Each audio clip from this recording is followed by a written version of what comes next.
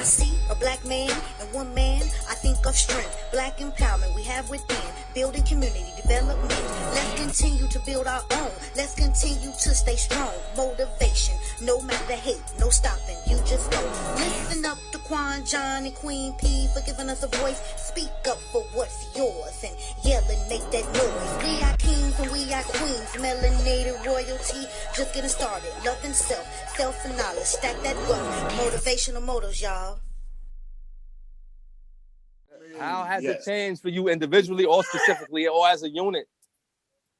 It's changed in all of that you just said. Mhm. For us individually, it changed for us our jobs. It changed for us the kids being, having to be home to do their e-learning. But then it's had some positive effects too.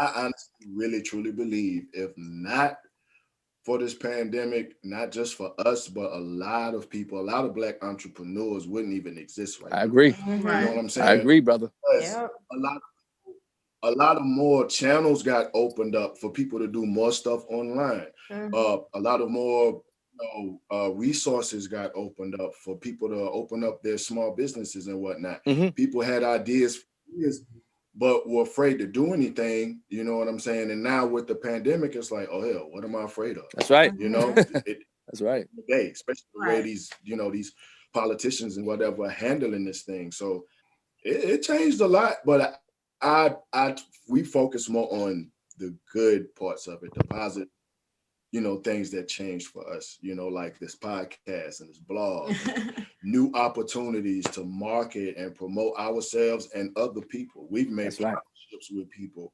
and we're just, like she said, 3 weeks into this, doing more things. So, yeah. Interesting. Right, yo, well put, bro.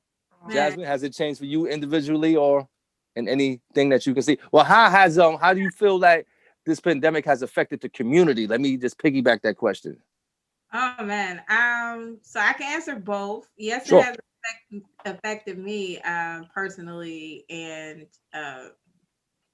everything. So because I'm in insurance. So at first, before the whole pandemic happened, we were going house to house, right? Right. So when that changed, and then it became Zoom. Zoom became popular. So it was my company freaking out on what to do now. Right. And us trying to figure out. So we was up like all night. I was at work like 24 hours a day trying to figure out how we're going to switch. And he's home with the kids, mind you. All this just it's like pretty much flipped overnight. So he's at home with the kids trying to figure out e-learning stuff, right? right. I dig it. I'm doing the same thing right here. Woo! I'm at rough, work. Bro. Rough. Right. The managers and stuff, and we trying to figure out how we're going to get through this, which was funny to me because I was just hired in. I just got hired maybe a week prior to. Wow. Are you serious? Maybe it's either a week or a couple of days. Like it's very. So I just got hired in, and so we was up trying to figure out. Okay, we got to do Zoom. How we going to do this? How we going to get paperwork to these people? So all these things, and it wound up working together. But I would say it was very much positivity in our household as far as what was happening in COVID, and we were just figuring out what we are able to do. Right. We birthed From the Roots Brotherhood, which is something else we're doing. What is that? Say that again. From the Roots Brotherhood Foundation is a nonprofit for men and young men and young boys, pretty much to educate them, provide them with knowledge, as well as we helping men that are incarcerated. Him and Laquan is working on that as well. Absolutely. Oh yeah. We hit the ground running for real. Yeah, absolutely. Yeah, we did. Wow. For real. So it's pretty much about giving them access to tools and knowledge and education that we didn't have access to at a younger age or even now. That we still have to, search and find out and network and all that to be successful. Right. So we can be able to, help them better themselves. So we birthed that. So we started on the foundation with during the COVID pandemic when it first hit. Mhm. And then it also helped us to see what our kids was actually learning in school. That's right. That's right. I agree ways with that that. help our community, right? That's right. And so and us being a part of them learning, because you know most of the time the teacher calls you and you know you're working when things are normal, they're in class and they're like, oh, your kid acting up, or oh, your kid doing good, but you don't really know you don't know how they're learning, right, what they're not getting, all of those things there in front of your face, right? Yeah. So that pushed us to be like, yeah, next year we're homeschooling. So I was telling you, man. Yeah, because it's not really and that's one thing that we're going to talk about on the podcast as well with educators that we know is that most of the time it's not really the teacher's fault, it's not really the principal's fault, it's not really the school system's fault, because they're following procedures and guidelines that are passed down to them to teach to our children. That's right. And they are that curriculum, and it's not their fault. And a lot of times people take out their anger on the teachers, and it's not the teachers. It's not. Teachers just doing what they need to do. It's a job. Right. That's right. You know, that's right. That's right. They're paid to teach, and what they have to teach is the curriculum that they are required to teach from the state, and vice versa. So they have to do that. And if we want something to come from our kids, that's better than what they're teaching, then we will have to do it, because there's no way that they are going to do it, because it's not in the curriculum. So but in the community, which is what you said, positivity in the community, I will pick back on my husband, because he said a lot of entrepreneurs was born, during this pandemic. I would say it should have opened a lot of eyes in our communities, as far as how our jobs really care about us, right? Yeah. Right. Some of us, the first ones to let go was, I'm just saying, for real. The first one home. So I pray it opened up a lot of eyes to what is really, really important. And I think, with the crunch down on money, you're not working, so you have to stretch and stuff like that. It really puts your eyes on what's really important. What is the real need in your household? What is the real need in your family? What is the real need in a community? Because, grocery stores is closing down and stuff, and everyone's like, I got to go all the way, to the other side to get things. So now you're realizing that a lot of things that you thought was in the community or for you is not really for you. Right. Well put. You're right about that. For real. That's what I would think that should have been taken away. Yeah. Now the nonprofit that you mentioned, I want to just market Brother Perry Thompson's book on Amazon. That Grindr. Thank you for sending me that book. It's called Striving for Failure. Yes. It's a real dope. I mean, when I say, you know what? Personally, I wish he didn't even have to go through the circumstances where he had to write the book first. You know what I'm saying? But he is in a predicament, incarcerated, but from prison. He wrote this is a magnificent read. It's a real quick read. It's on Amazon, ladies and gentlemen. It's called Striving for Failure by Perry Thompson. I'm actually gonna put the link in the description. Cop it. And I would definitely say, if you are the parent of a son that's 16, 17, or 15, that you feel like he's going in the wrong direction, please cop it for this young man. And after he read this, if he feels like he really want to go in that direction, I don't know what to say. I don't know what to say about him. Maybe he need to go in that direction. If he was, you know what I'm saying? So for real, Amazon, Perry Thompson, Striving for Failure. You know what I mean, Portia? I sent it to you. I want you to read that situation. It's actually very thought provoking. Rhonda? Very powerful. I will piggyback and say young women too, because young women is trying to be thugs out here. You're right. I'm sorry about that. You're right. Right. And they get, what? When we talk about negativity, we overlook young women. You're right. Yes. We overlooked it because there's a lot of young women that are out here not doing what they're supposed to do. You know what I mean? And they get overlooked. So we got to definitely hone in on them as well. Right. Definitely. Portia? Man, I don't know what to say after that. I mean, You funny. I got nothing. I mean, I haven't even read the whole book yet, but just talking to you about it, it's just like Yeah. I already know I know what it's about, and I know what Right. goes down in the book. So I definitely feel like people need to read that. But like Jasmine and Grinder, you guys are.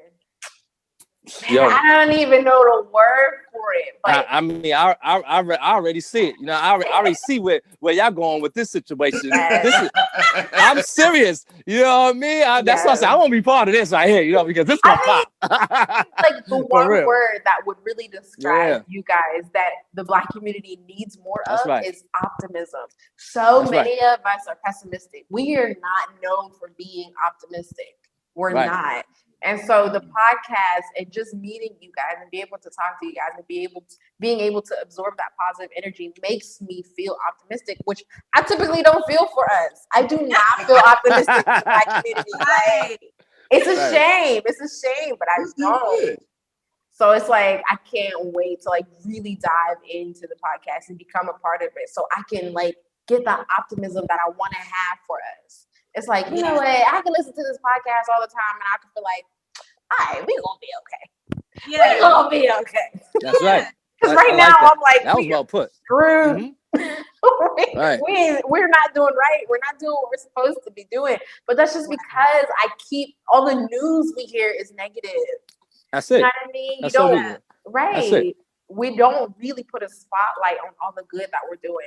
And it's like, okay, we wait until Black History Month to talk about Black-owned businesses. Like, why do we have to wait till February to talk about that? Right. Right. Yeah, you know what I mean? So exactly, we need to talk about it anytime. So I just love what you guys are doing, and I'm hoping through you guys that I can get that optimism back. Thank you.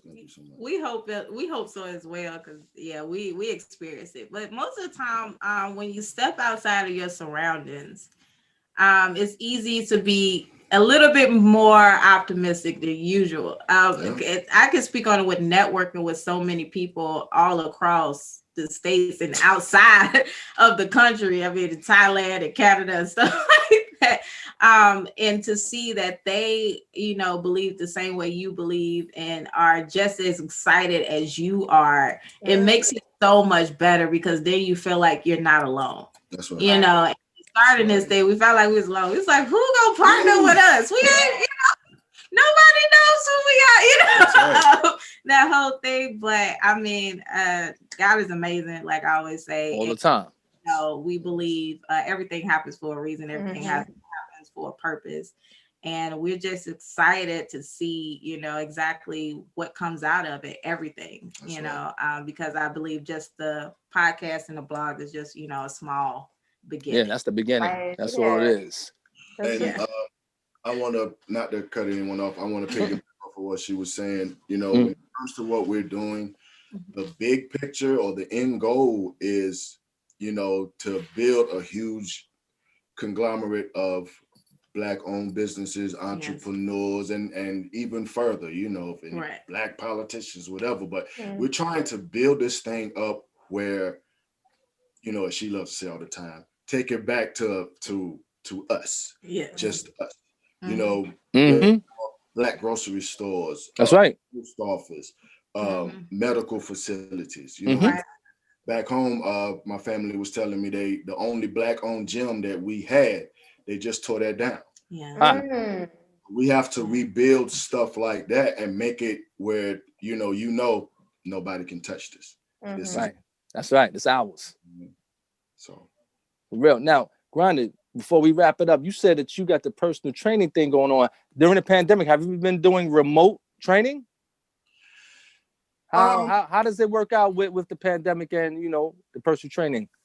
Well, honestly, it's really been bad for some brick and mortar facilities. It was really bad for some of them. It was closed down for the biggest part of the pandemic. So what a lot of us did was just went straight to online. Started partnering up with other gyms and facilities, and we built more stuff online. Right. So I would say it's honestly picked up a lot of business. It really has. And it's been a learning curve for some of us too, because a lot of us didn't know how to use, especially me, how to do stuff online.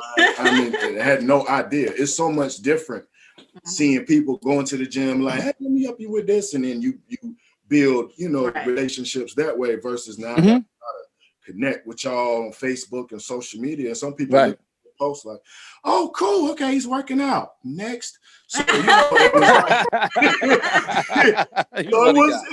was something to get used to. I feel you though. I feel you. It's something to get used to, but I really like it. It's better online. Okay. You can do so much more online, interacting with people, making up your little workout routines and programs and whatnot and sending them to people. It's so much better, man. And so many more apps came out for us personal trainers, which I'm very excited about. Yeah. So is there a way specifically someone, let's say they're looking at this and they saying they want to get right, that they could specifically seek you and your services? How would they reach out to you?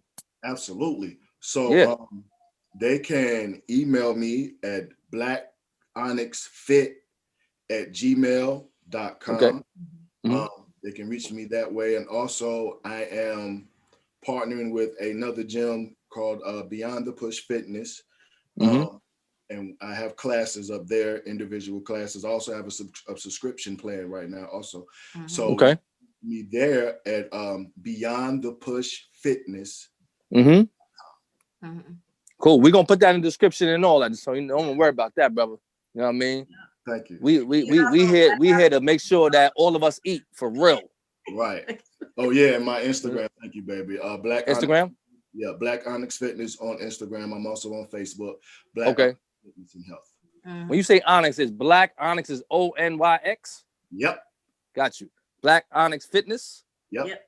Got you. Cool. So we definitely gonna market and support that. You know what I'm saying? Thank you. For real. You know what, guys? Thank you, man. Thank you for coming on Motivational Motives, because I'll be honest with you. You guys individually as well as collectively are the objective of what Motivational Motives is all about. You know what I'm saying? For real. This whole pandemic, we all had to overcome adversity. You know what I mean? But only the strong will survive the pandemic, you know what I'm saying? And be prosperous. You know what I'm saying? And you guys are a testament to that. For real. You know what I'm saying? Thank you. Thank you. So, no problem. So I want the viewers to subscribe. I want them to share, and I want them to lizard all the time. For real. So from Jasmine Miller, Grind Dispenser, Portia Mistake, you got your boy, Quan John. Sayonara, y'all. 100. Bye.